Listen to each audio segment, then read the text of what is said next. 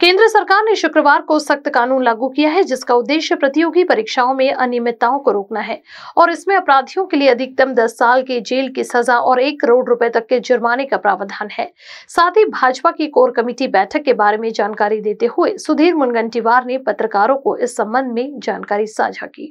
साधारणतः लोकसभेचं विश्लेषण झाल्यानंतर त्या विश्लेषणातून ज्या उणीवा आहेत, जो खोटा प्रचार झाला किंवा ज्या पद्धतीने या निवडणुकीमध्ये सीटांचं अंतर आपलं थोडं महाविकास आघाडीपेक्षा जास्त राहिलं की सीटा कमी आल्यात आपल्या, या संदर्भात चर्चा झाली आणि आता या पुढच्या विधानसभेच्या निवडणुकीच्या पूर्वतयारीच्या निमित्ताने काही चर्चा आणि विधान परिषद राज्यसभेच्या निवडणुकीच्या बाबतीत चर्चा, एवढ्या विषयांवर ही बैठक मर्यादित. राजकीय समीकरणापेक्षा सामाजिक समीकरणावर यावेळी जोर देण्याच्या काही सूचना किंवा काही निर्णय असा असे कोणी निर्देश वगैरे काही नाही. विश्लेषण अतिशय चांगलं झालं.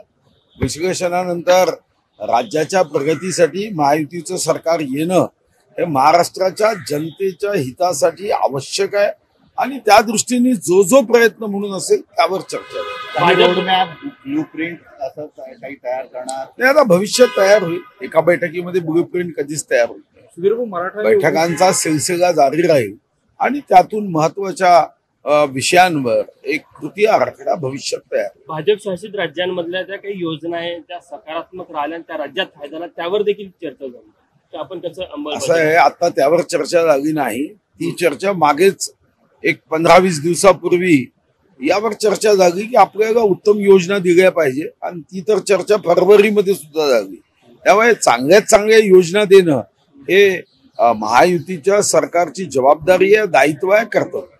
हो, मराठा आणि ओबीसी संघर्ष सध्या वाढतोय. काल या पद्धतीने आता दोन्ही नेत्यांकडून एकेरी भाषेचा वापर केला जातो. सरकार म्हणजे सरकारसाठी चिंताजनक नाही. हे महाराष्ट्रासाठीच निश्चितपणे याचं विचारमंथन करावं लागेल की जातीमध्ये तेढ होणं, समूहामध्ये अशा पद्धतीने दुरावा निर्माण होणं हे तर तुमच्यासाठी चिंतेचं आहे, आमच्यासाठी चिंतेचं आहे, राज्यासाठी चिंतेचं आहे. हा काही पक्षीय राजकारणाचा भाग असू शकत नाही. जी समरसता महाराष्ट्रामध्ये आहे, छत्रपती शिवाजी महाराजांपासून आपण 18 पगड जातीच्या संदर्भामध्ये भाष्य करतो. मग हा महाराष्ट्र जर शाहू फुले, बाबासाहेब आंबेडकरांचा असेल तर आमच्या मधला जो एक सूर आहे, एक विचार आहे, तो जो काही एकीचा भाव आहे, हा जातविरहित भाव हा जास्त महत्वाचा असल्याने अशा पद्धतीने चिंता होणं आणि त्यावर उपाययोजना करणं हे गरजेचं आहे. पंकजा मुंडे यांना राज्यसभेत पाठवण्याची तयारी भाजप करत आहे. हे तुम्ही बातम्या चालवल्या, जेव्हा जाईल तेव्हा नावं सांगितलं जाईल. मला वाटतं की भारतीय जनता पार्टीने काय निर्णय करावा हे शीर्षस्थ नेत्यांवर ठरतं, तेव्हा त्यावर निर्णय होईल. पण पंकजा मुंडेंना पाठवलं त्याचा फायदा होणार नाही का भाजपला सध्या? असा आहे, हा प्रश्न इथं उपस्थितच होतो. मनोज जरांगे म्हणतात की मी ठरून 9 मंत्र्यांना पाडील, म्हणजे कुठेतरी एक पॉवर केंद्रासारखी ती बाह्य पॉवर केंद्रासारखी ते भाषा करतात. नाही, ठीक आहे, त्यांची भाषा जी आहे ती त्यांना आरक्षण त्यांच्या ठरवलेलं आरक्षण त्यांना प्राप्त व्हावं आणि म्हणून ते कधी कधी अशा शब्दांचा उपयोग करत असतील. यापेक्षा याकडे काही जास्त प्रतिक्रिया द्यावी असं मला वाटतं. पेपर लीक संदर्भात केंद्र सरकारने मध्यरात्री कायदा अधिसूचना जारी केलेली आहे. 3 वर्षापासून 10 लाखापर्यंतची शिक्षा, 1 कोटीपर्यंतची शिक्षा यात प्रावधान केलेलं आहे. सध्या पेपर लीकच्या घटना फार होत आहेत संपूर्ण देशात.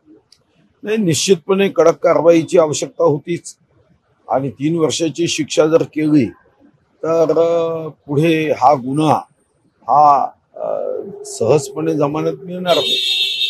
या माध्यमातून एखाद्या ठिकाणी पेपर लीक होतं आणि पेपर लीक झाल्यानंतर मात्र त्याचे प्रतिसाद त्या राज्यात किंवा देशामध्ये उमटण्याची शक्यता असते. विद्यार्थ्यांच्या मनात यातून त्यांच्या भविष्याचं प्रश्नचिन्ह निर्माण होतं. घटना जरी एखाद्या ठिकाणी झाली तरी त्याचा सर्वंकष आणि सर्वव्यापी परिणाम हा मानसिकतेवर होतो आणि यातून जो देश घडवणारा विद्यार्थी आहे त्याच्या मनामध्ये व्यवस्थेबद्दल राग निर्माण होतो आणि म्हणून मला व्यक्तिगत रीतीने वाटतं की या संदर्भातल्या कायद्यांचं आपण स्वागतच केलं पाहिजे. अजूनही लोकसभेच्या निवडणुकीनंतर खासदारांनी शपथ घेतलेली नाहीये, पण एक व्हिडिओ जो मारहाणीचा चंद्रपूरमध्ये व्हायरल झाला त्या संदर्भात आपण काय म्हणाल, हे योग्य आहे कसं नाही, यावर मी प्रतिक्रिया देणार नाही. जनतेने निवडून दिलेले प्रतिनिधी आहे, जनतेने सर्वार्थाने प्रतिक्रिया द्यावी. मी प्रतिक्रिया देण्याची आवश्यकता नाही. Shrivalli infra, your success our dreams. अब आपके सपनों का घर होगा अपना। आज ही अपने सपनों का प्लॉट बुक करें श्रीवल्ली इंफ्रा के साथ। वर्धा रोड नागपुर में मात्र 9,90,000 से शुरू।